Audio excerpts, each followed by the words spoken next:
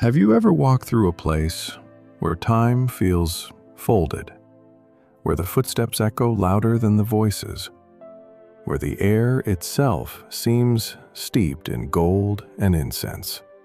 This is Vatican City, a nation of walls and windows, of saints and silence, of ritual and rhythm, shaped not by borders but by belief. Just 44 hectares, but holding centuries. You do not enter Vatican City, you are received, like a whisper in stone, like a pilgrim in light.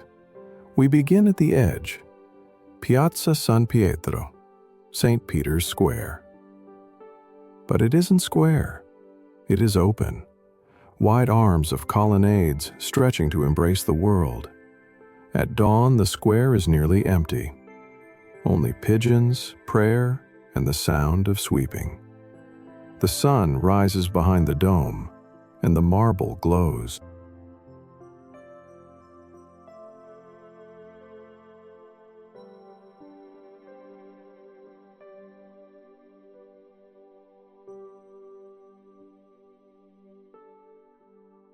At its center, the obelisk stands still, brought from Egypt, witness to empire. Now a silent spine around which devotion turns. Pilgrims arrive quietly. Some cross themselves, some cry, some stand very still. Here the sacred is not only above, it is beneath your feet. Beneath the square lies a necropolis, a city of the dead, and beneath that, tradition says, the bones of St. Peter, the rock upon which a church was built, not of walls, but of memory. You walk forward toward the Basilica, St. Peter's Basilica, the world's largest church, a place so vast, so ornate, so ordered, that it might overwhelm. But if you listen closely, it breathes. Marble folds like fabric. Light bends through stained glass. Candles flicker beneath towering ceilings. And the silence here feels chosen, not imposed.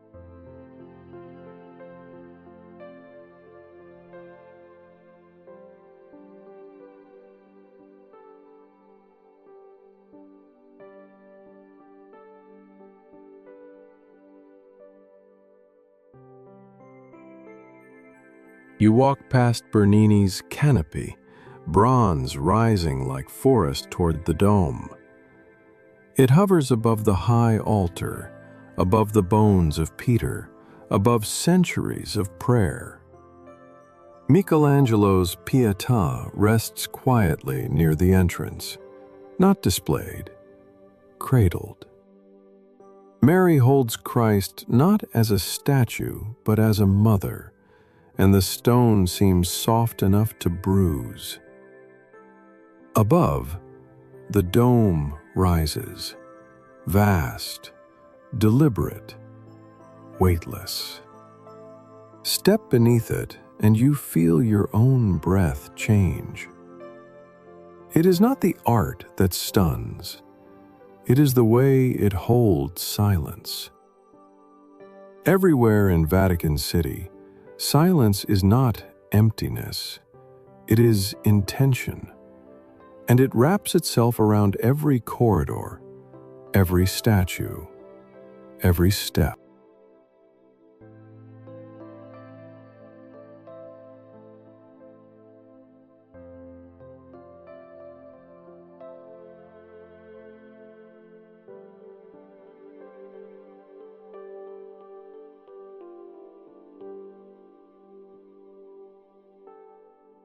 Step outside, and a different rhythm returns. You follow narrow paths along the Vatican Gardens, rarely seen but always present. Olive trees, citrus, magnolia, manicured lawns beside wild ivy. Fountains speak in low voices. Birdsong breaks through the marble hush. Here, the church breathes green. There are no crowds, no grand speeches, only a few gardeners in faded uniforms, and a stillness that feels watched, not by cameras, but by saints. From a quiet bench, you glimpse the dome again, framed by cypress, and it no longer looks heavy. It looks like a rising thought.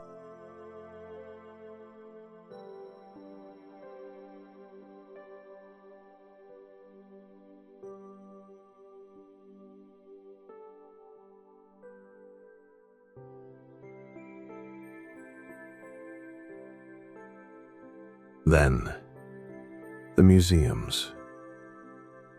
1,000 rooms, 10,000 masterpieces. One long walk through the mind of humanity. You pass ancient marble heads, their eyes clouded by time. Tapestries that ripple like breath. Hallways so long they begin to feel like memory. And then, the Sistine Chapel. No photos, no noise. You tilt your head, and the ceiling opens. Creation stretches across the sky. Adam's hand reaches toward God. And, for a moment, your own hand feels lighter. You do not just see Michelangelo's frescoes. You feel them, noticing you.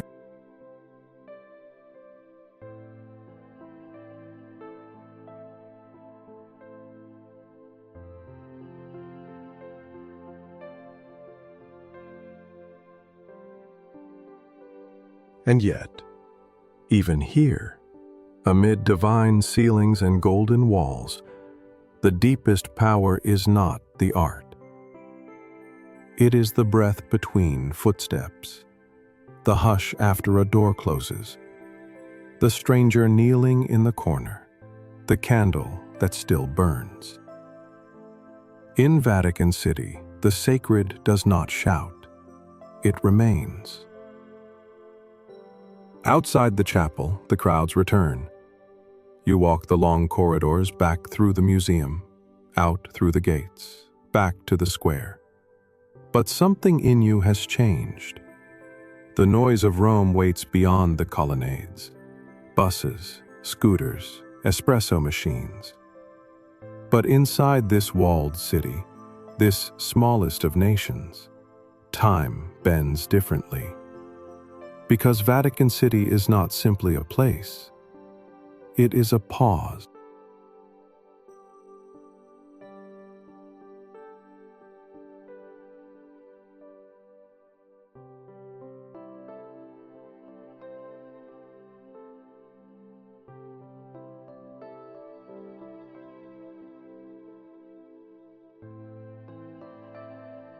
You sit again in the square, just as you began. But now, the light has changed. Afternoon warms the stones, shadows lengthen under saints, and the dome watches silently, like a moon made of marble. Around you, 100 languages murmur, some in awe, some in prayer, some in laughter. It doesn't matter. The place receives them all. The Swiss guard stands motionless near the gate, their uniforms bright, their faces still. A bell rings somewhere above, not to call, but to remind.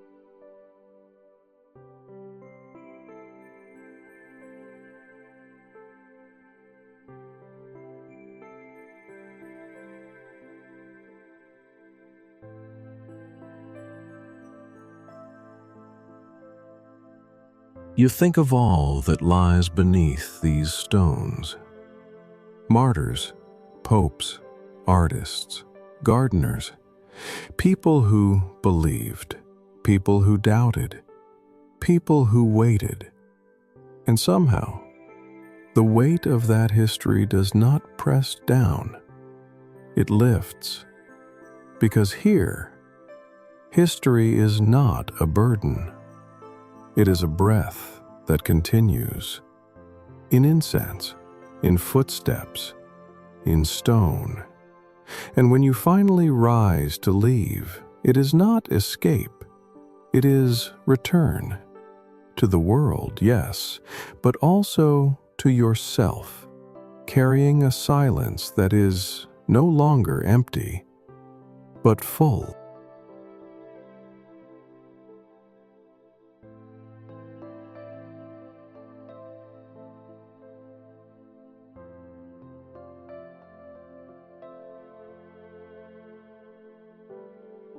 Thank you for joining us on this quiet journey through Vatican City, a place not measured in size, but in depth.